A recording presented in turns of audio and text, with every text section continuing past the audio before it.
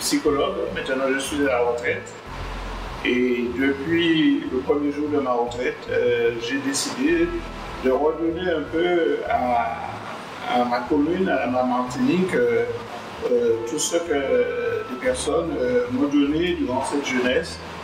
Tout ce parcours occuper un peu des personnes, des jeunes qui sont en insertion. Alors je dis des personnes parce que maintenant l'insertion c'est pour tout le monde.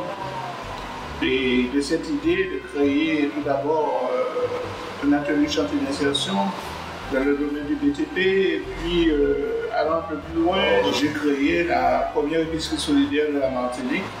Alors, l'épicerie solidaire, c'est donner une chance à tout le monde en fonction de leurs difficultés, de leurs revenus et de leur permettre de se nourrir, c'est la première chose, mais tout en gardant leur dignité et d'être dans le droit commun.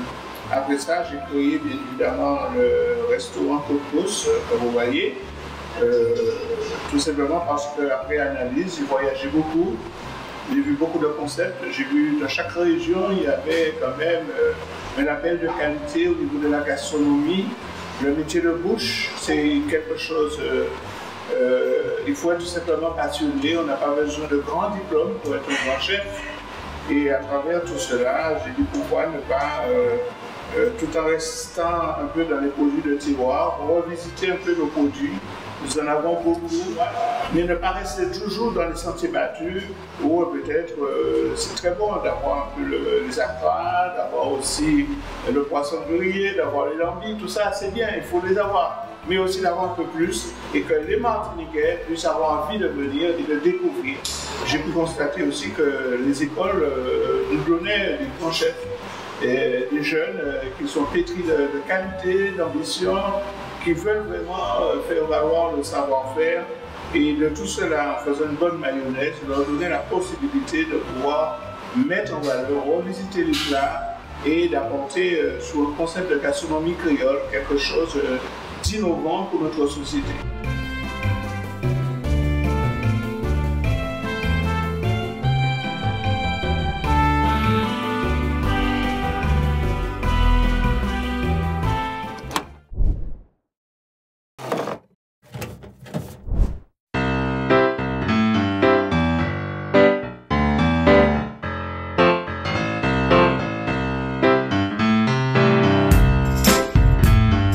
Cela fait à peu près plus de 7 ans que nous existons. Alors le hasard, encore je ne sais pas si c'est le hasard, a fait que lorsque moi je cherchais un lieu, et il y avait notamment ce restaurant-là, qui était un restaurant italien, et le feu M. Villet, que je respecte, qui est un homme tout à fait abordable, nous a accompagnés, a compris ce que nous voulons faire. Ça c'est une première chose, d'avoir un lieu où les mettre. Deuxièmement, de trouver un chef, quelqu'un qui accompagne, comme nous appelons, un encadrement technique. Ce n'est pas facile. Je suis allé voir le chef d'IDAS qui m'a dit, tiens, j'avais ça dans ma tête, je voulais faire ça pour accompagner les personnes de prison, les sorties de prison, les accompagner dans leur formation. Il m'a dit, comme c'est aussi administrativement, c'est très difficile avec l'administration, comme tu me tends cette perche, moi aussi je suis prêt à relever le défi. Effectivement, il est venu, il a travaillé avec nous pendant plus de 3 ans. Il a sagé, il avait aussi son restaurant à Saint-Joseph, il fallait s'entretenir. Et à un moment donné, il m'a dit, bon, mais il faudra que je vous accompagne, je vais t'accompagner pour trouver quelque chose d'autre. Et il m'a accompagné, et nous avons pu le faire. Après Jean-Charles Bridas, parmi les grands chefs, j'ai M. David Colomba, qui est une personne jeune, avec beaucoup d'ambition, capable de pouvoir créer, innover, accompagner, encourager, motiver cette jeunesse. Et David Colomba, lorsqu'il est venu, il m'a dit, oui, moi, de mon côté, qu'est-ce que tu veux? Je lui ai dit, non, c'est toi. Tu as des outils, tu as de la ressource, et bien tu t'éclates. Tu fais ce que tu as envie.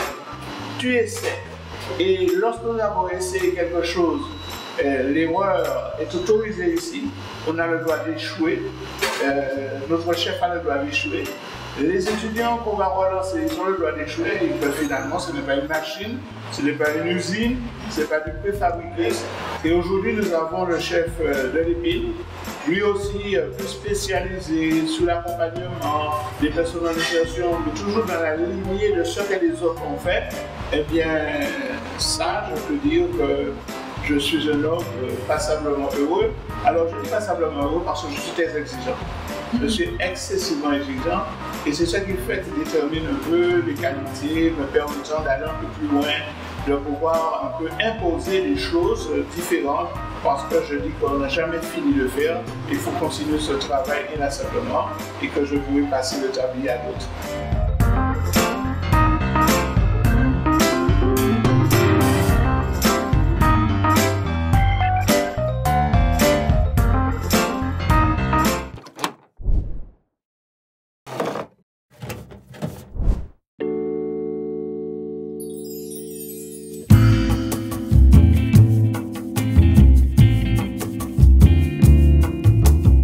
J'ai commencé donc mon parcours en métropole, où j'ai travaillé dans les hôpitaux. Donc dans ce temps-là, on composait avec la liaison froide. Et je suis arrivé en Martinique, donc j'ai passé un BEP cuisine. Puis j'ai fait une formation de formateur. Et après, je me suis dirigé donc sur la cuisine créole, à proprement dit, et puis les recherches culinaires surtout. J'ai rencontré le chef Crampon Jean-Philippe, qui était un mordu, un fervent défenseur de la cuisine créole. Et nous avons fait des recherches sur les produits locaux, c'est-à-dire la transformation et chercher donc dans ces produits le goût et la texture qu'on voulait justement donner, faire une nouvelle forme de cuisine. Voilà, donc j'ai travaillé beaucoup avec le marché itinérant. J'ai participé au Festival de la banane de Colorin où j'ai créé le cassoulet de Tintin depuis 1998. J'ai aussi créé le migan de Dachine. Je suis un des défenseurs vraiment de notre cuisine locale avec tous ses composants. Donc j'essaie justement jusqu'à maintenant de maintenir ce travail. D'autres l'ont fait également.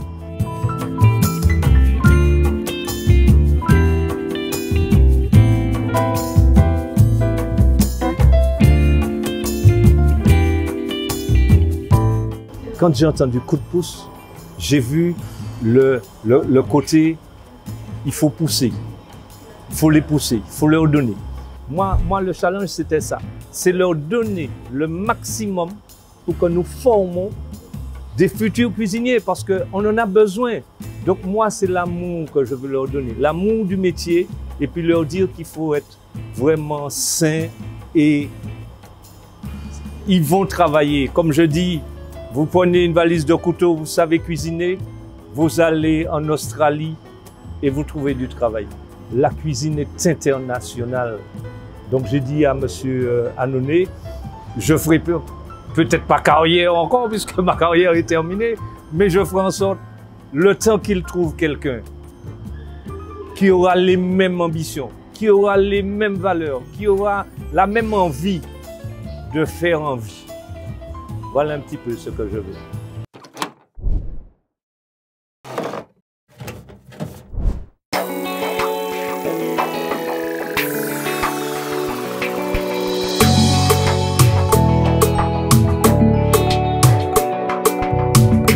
Nous essayons justement de leur donner ce chemin, de reprendre un petit peu, de voir un petit peu si eux, ils veulent rentrer dans le circuit de la restauration. Après 3 mois, on voit tout de suite s'ils ont une vocation à aller vers le métier et on essaie de les amener sur 2 ans à faire un projet personnel pour qu'ils puissent s'en sortir. On peut faire beaucoup de choses. On peut aller très très loin dans la cuisine, mais il faut l'aimer. Il faut l'aimer. Si on n'aime pas cuisiner, on n'aime pas la cuisine, on ne va pas se mettre debout tous les jours comme ça. Parce que c'est un métier qui est exigeant. je puis vous dire qu'il est très exigeant parce qu'il faut connaître ce qu'on fait. Au niveau de mes créations, j'essaie, comme je vous ai dit, de maintenir une carte pour les gens de passage et également pour nos locaux. Donc nos locaux vont découvrir la cuisine traditionnelle mais composée autrement. Donc c'est pour ça que dans ma carte, j'ai choisi de faire la viande du poisson ainsi que des fruits de mer, mais ce sont des produits de première catégorie. C'est pour ça que nous disons que notre cuisine est semi-gastronomique. Semi-gastronomique par rapport aux produits et par rapport à la présentation dans les assiettes. Le quotidien de M. Delépine, c'est arriver le matin avant tout le monde. Déjà, après programmation, vérification, surtout des denrées, vérifier tout le matériel, etc. S'il n'y a pas eu de rupture la nuit, comment on va composer, etc. Après, donc préparer les postes de travail, donc les différents postes. Après, une fois que les stagiaires arrivent, donc il faudra leur donner les tâches adéquates et leur donner justement la progression pour la journée. Et puis, je fais le suivi. Donc, il y a la relation avec la salle également. Donc, les produits à faire passer, à vendre en priorité. Donc, voilà un petit peu mon quotidien. Et puis, je suis là au charbon avec eux, hein, du matin jusqu'au soir. Hein. Faut pas croire. Le chef, quand on est à deux, par exemple, dans la cuisine, et puis qu'on n'a pas prévu d'avoir du monde, et puis c'est là qu'on a, je sais pas, moi, il faut faire avec. Hein. On a 40 personnes à table, il faut les servir, hein. Même à deux. Donc, je vous dis, il faut être léger. Il faut courir, oui. Donc, il faut le faire parce que le client est roi chez moi. Le client est prioritaire. Qu'on le veuille ou non, c'est eux qui nous donnent ce que nous avons. D'accord? Donc, la force, les sous, surtout. Et puis, les moyens de l'expression, s'exprimer. Voilà un petit peu.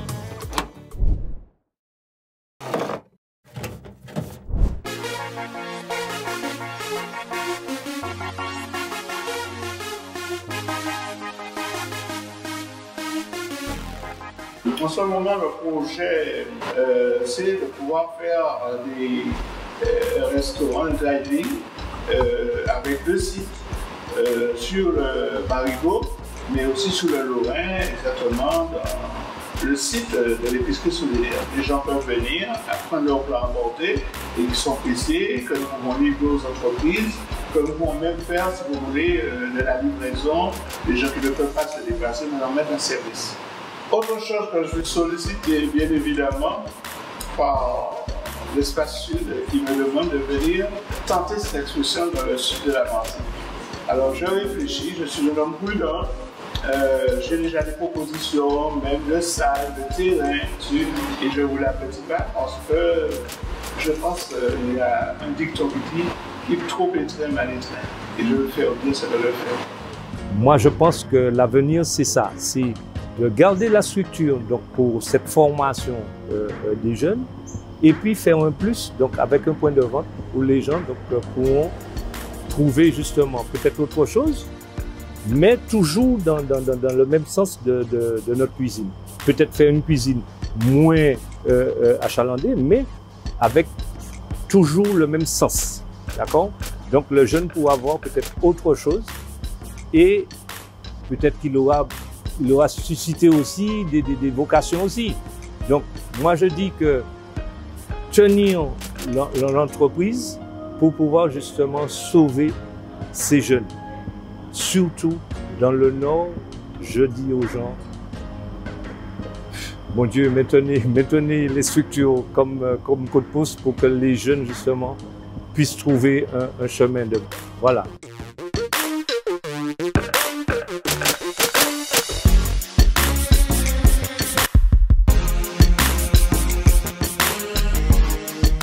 Ce qui me fait beaucoup de plaisir, c'est sur le livre d'or, il y a beaucoup de félicitations. Beaucoup de félicitations. Donc nous avons de la qualité. Eh bien, je demande tout simplement aux Martiniquais, à ceux qui aiment sortir le soir, à ceux qui aiment la bonne bouffe, de nous faire confiance et ben nous en parler. J'ai 2 chefs d'entreprise qui se battent. Je voudrais leur donner quand même leur faire quand même un petit coucou.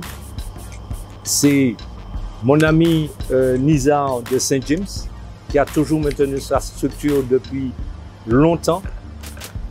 Et aussi un ami que j'ai à Sainte-Anne, qui fait hôtel-restaurant près de la mer, à la Dunette. C'est un monsieur que je respecte beaucoup, c'est Gérald Cambona. Je voulais lui faire un petit salut, parce que ça aussi, il faut penser à ça. Que les confrères s'entraident entre eux.